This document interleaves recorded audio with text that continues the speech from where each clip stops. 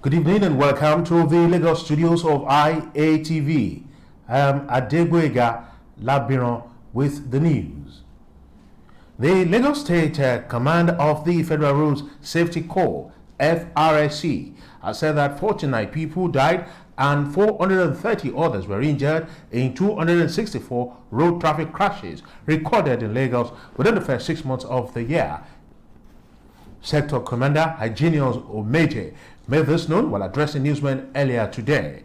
Omeje said that 2,214 persons were involved in the 264 traffic accidents within the period under review, and 25,344 offenders were arrested for offences ranging from seatbelt violations, driving without a valid driver's license, tire default, broken windscreen, and overloading. Omeje gave an assurance that the Corps will not relent in its resolve to reduce carnage on the road. He urged road users to be extra careful on the roads and ensure strict adherence to traffic rules and regulations.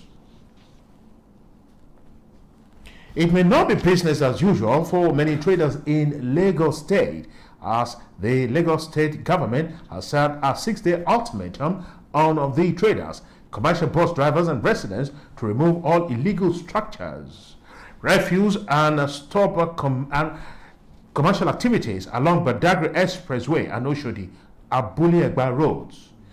Permanent Secretary, Ministry of Transportation, Olufemi Salam, gave the ultimatum at a joint press conference of the ad hoc intern ministerial committee set up by the government to address the menace. Mr. Salam said the new order was part of the state government's plan to restore sanity on the routes by recovering the rights of way and environmental regeneration of the entire stretch of roads which have been taken over by the shanties and refuse. That the state of the two roads mentioned above is that of total lawlessness through the activities of traders who have converted BRT corridors into trading centers. The public is hereby intimated of the plans of Lagos State government to clean up roads and recover the right of way in these areas. According to him, the current plan of the state government is to open the BRT corridors on the already completed segment of the road so as to improve public transportation. Traders are implored to relocate from the roads and remove the illegal structures erected on sale, while transport union operators are advised to find alternative operational bases. Cleanup of these corridor nuisances is expected to commence next week, Tuesday. Traders and owners of all structures on the route are expected to relocate on or before Tuesday, 23rd of July, 2019. Chairman of Surulere Local Government Tajuddin Ajide today called on residents to adjust to road diversions as the council embarks on rehabilitation of about 30 roads in the axis.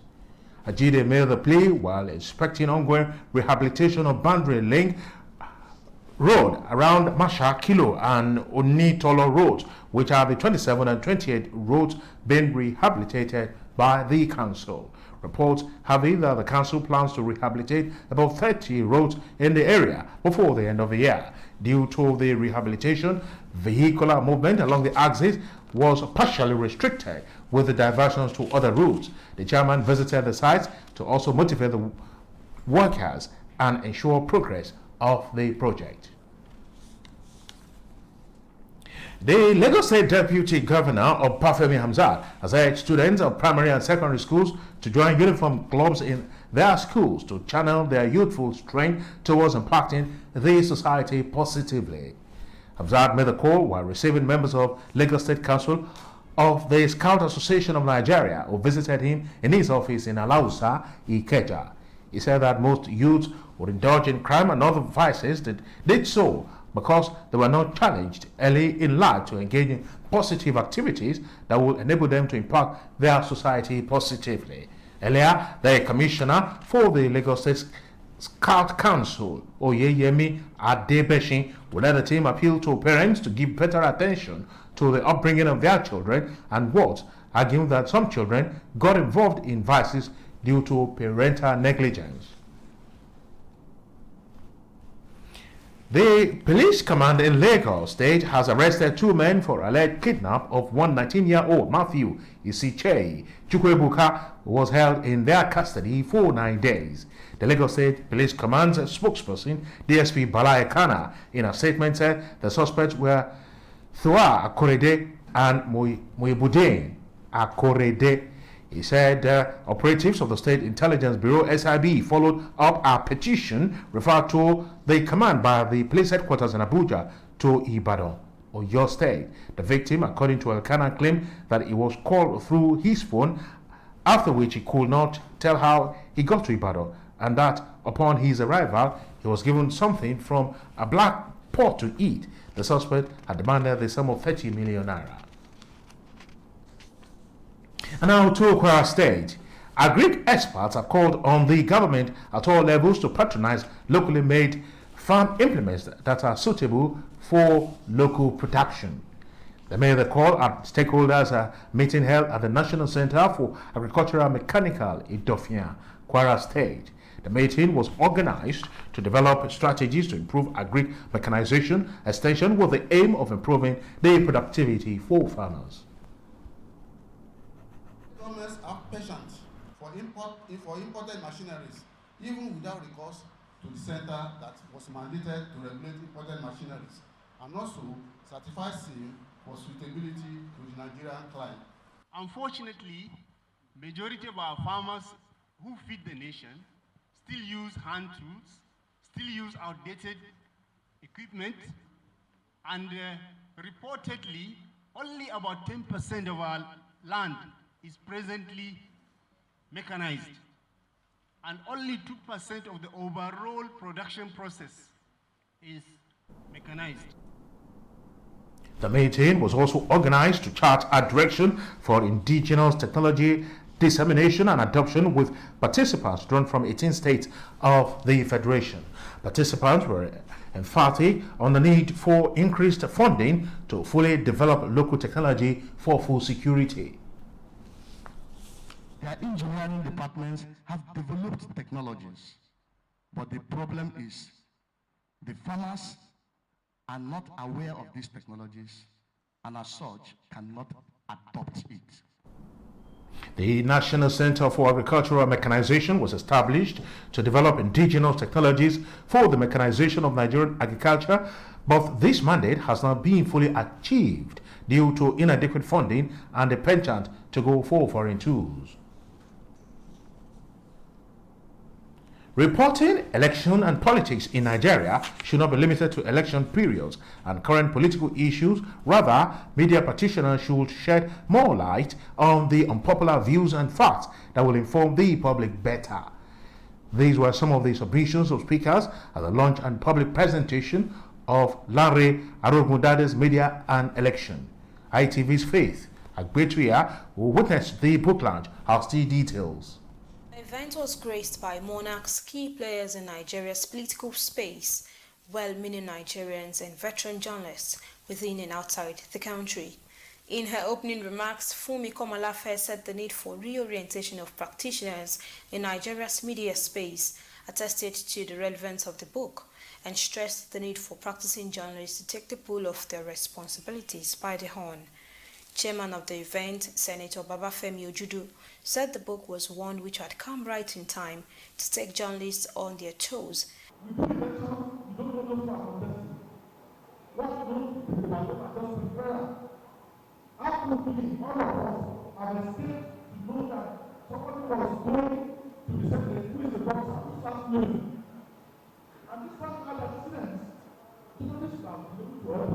For the book reviewer, Kunle Ajibade, Media and Election is a book which stems out of the author's personal experience, intense research, and theoretical engagements. What Larry Arogunade has done credibly in media and election, professional responsibilities of journalism, is to show us how to wield the power gracefully in a way that will make us fulfill Constitution impose it or not, impose it on the former state of the realm. Family and friends of Lanre Arogundade also did an assessment of the book. Like the name implies, it's about media, election coverage, the advantages and disadvantages of being an election reporter, what you face, and it's a handful. If this is going to help journalists to do impartial reporting and to just be the great watchdog in the society so that there will not be catalyst of negative things. The book is telling journalists to be professional in their approach to the candidates and then to hold them responsible. In his words, the author, Lanre Arogundade, said the experience of a journalist, activist, election observer, and key players in Nigeria's political space exposed him to the wrongs and rights of the media practitioners. When elections are over, the media tends to go to sleep. First, we need to document campaign promises. Post-elections, we need to revisit those promises. We need to ask questions on those promises.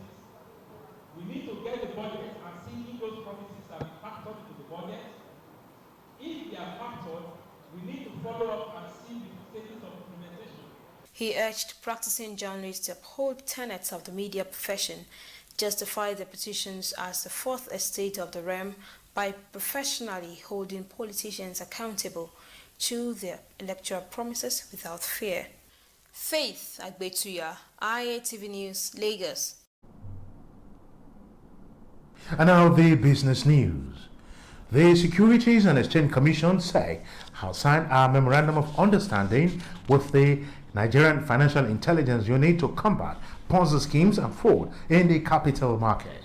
The acting director general of SEC, Mary Udo, disclosed this in a statement released earlier today.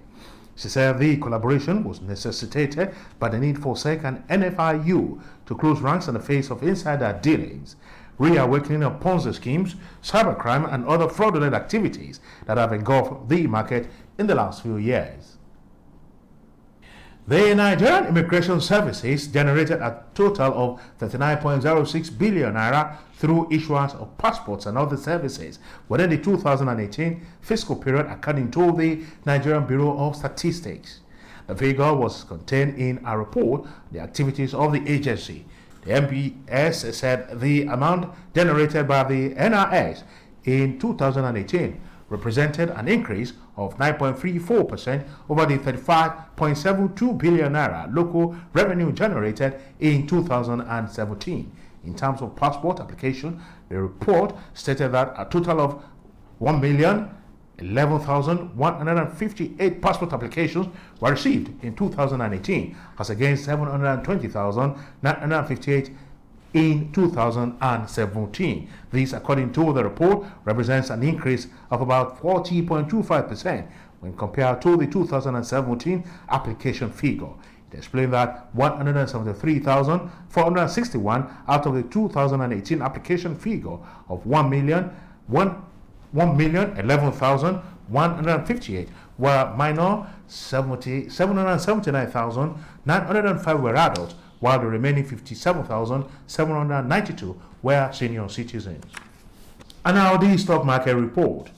Stockbrokers traded in a total of 243 million ordinary shares valued at 3.887 billion naira. At the close of trading today on the floor of the Nigerian Stock Exchange, GT Bank PLC recorded the highest volume of trade with a total of 77.51 million ordinary shares valued at 2.269 billion naira. First Bank of Nigeria Holdings PLC came second on the activity chart with 29.46 million ordinary shares valued at 163 million naira. UACN PLC led the pack of gainers with 10 kobo to close trading at 5 naira 90 kobo. AG Leventis PLC came second on the gainers chart with a 3 kobo gain to close trading at 33 kobo. On the other hand, Nestle PLC topped the losers chart with a drop of 5 naira in the share value to close trading at 1,245 naira. Julius Berger PLC also dropped 1 naira 95 kobo in its share value to close trading at 18 naira. All share index closed trading at 28,042.80 points, all in 3,444 transactions, while market capitalization ended today's trading at 13.66 trillion naira.